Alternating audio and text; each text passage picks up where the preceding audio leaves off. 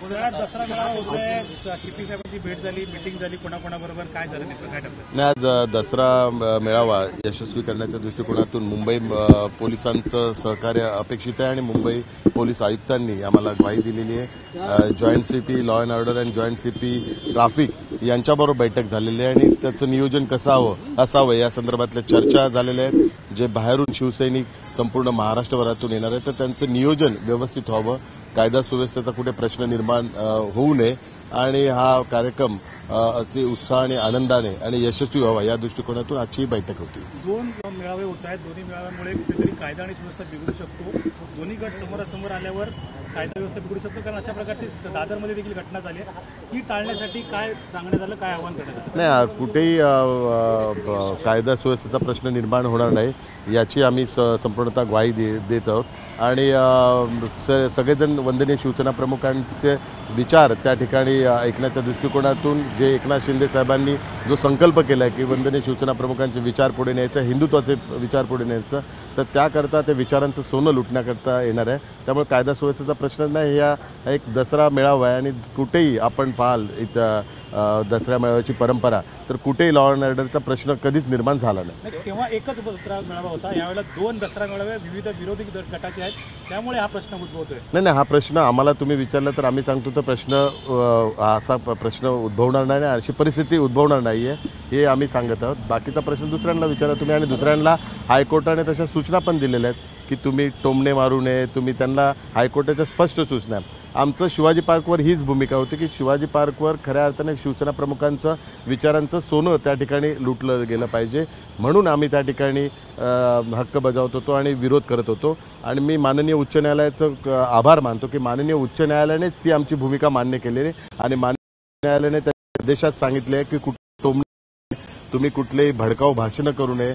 तुम्हाला जो दसरा मेळावा आहे त्या दृष्टिकोनातून जर खरं भाषण करायचं असेल तर तेच भाषण करावं आणि त्या सूचना देऊनच माननीय उच्च न्यायालयाने परवानगी दिलेली आहे. त्यामुळे आम्ही जी भूमिका मांडली होती तीच भूमिका माननीय उच्च न्यायालयाने मान्य केली आणि तशा सूचना त्या ठिकाणी दिलेल्या आहेत. जर त्याच्या सूचना त्यांनी मान्य केल्या नाही आणि तशी सूचनांची अंमलबजावणी केली नाही तर तो माननीय उच्च न्यायालयाचा अपमान असेल. तुमचा तो इव्हेंट आहे आणि त्यांचा तो दसरा मेळावा असं त्यांचं म्हणणं आहे. नाही, हा खऱ्या अर्थाने बाळासाहेबांच्या विचारांचा अपमान आहे आणि हे जे कोण बोलत आहेत ते वंदनीय शिवसेना प्रमुख बाळासाहेब ठाकरे यांचा अपमान करत आहेत. बाळासाहेबांना हुबेहूब कॉपी करून कुठेतरी तुम्ही दसरा मेळावा हायजेक करण्याची प्रयत्न तुमचा आहे असं भाजप शिवसेनेच्या गटाकडून.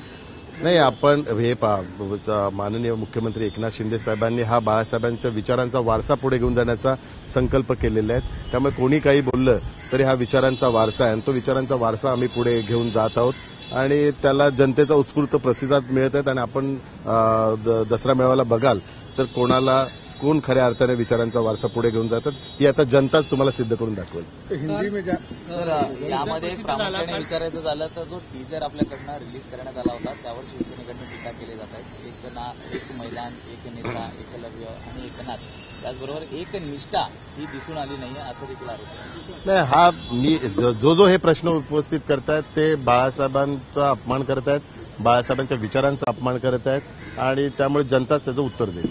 विरोधी पक्ष नेते अजित पवार म्हणतायत की मी अगोदर उद्धव ठाकरेंचं भाषण ऐकणार, नंतर शिंदेचं ऐकणार.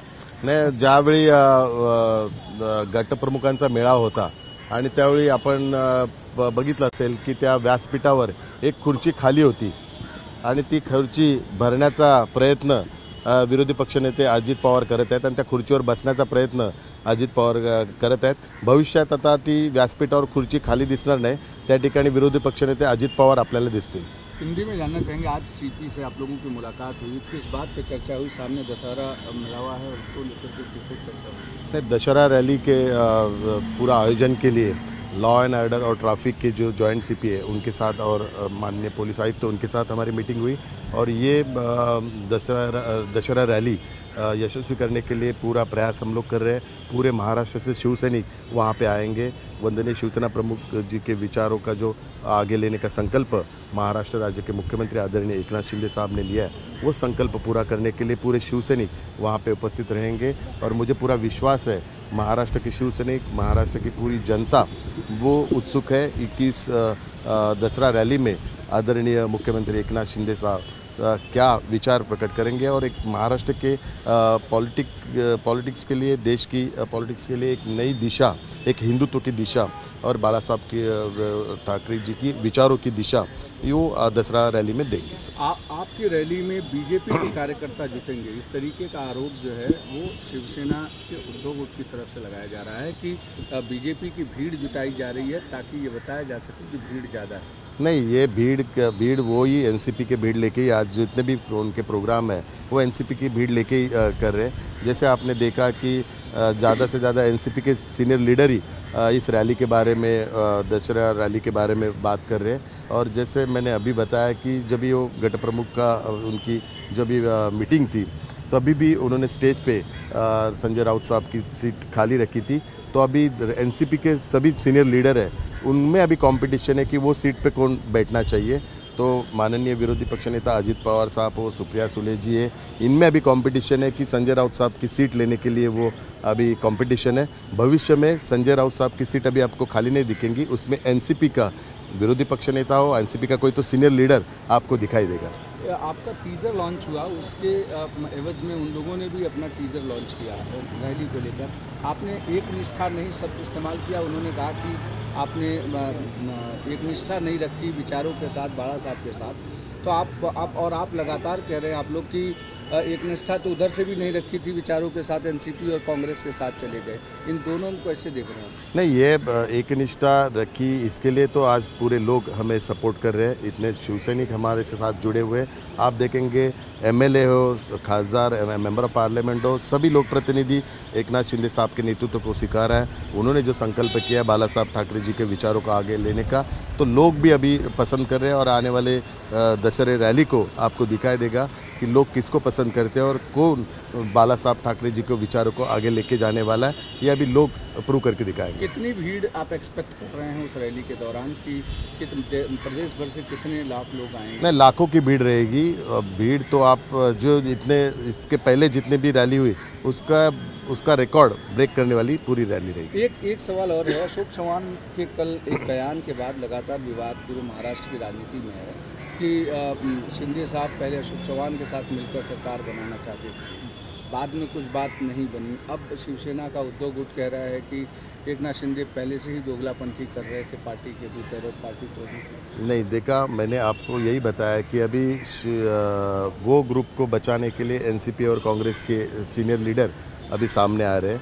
और अशोक चव्हाण जी का जो बयान है झूठ है, क्योंकि उन्होंने क्या कहा कि शिवसेना का एक शिष्टमंडल, एक ग्रुप उनको मिलने को आया, उसमें एकनाथ शिंदे साहब थे। लेकिन अगर शिवसेना का कोई ग्रुप या गुट अगर मिलने को जाता है तो वो पक्ष प्रमुख को बिना पूछ के जाता नहीं, पक्ष प्रमुख का आदेश मान के जाता है। तो उसी वक्त पक्ष प्रमुख ने जो आदेश दिया था उस आदेश के हिसाब से अशोक चव्हाण जी को मिलने को गए थे। तो ये पॉलिटिकल बयान है और उसका जवाब आशीष शेलार जी ने भी दिया हुआ है। उनके बहुत सारे जो अगर ऑडियो निकालेंगे तो अशोक चव्हाण का जो असली चेहरा है वो लोगों के सामने आएगा। और आने वाले दिनों में मुंबई म्यूनसिपल कॉरपोरेशन का जब भी इलेक्शन हुआ था तभी भी उनका एक असली चेहरा लोगों के सामने आना चाहिए। ये भी हम अभी कल आपको बताने वाले अशोक चव्हाण की उस वक्त क्या भूमिका थी और किसने मुझे कहा था, तो ये हम कल आपके सामने रखेंगे। एबीपी माझा, उघडा डोळे बघा नीट।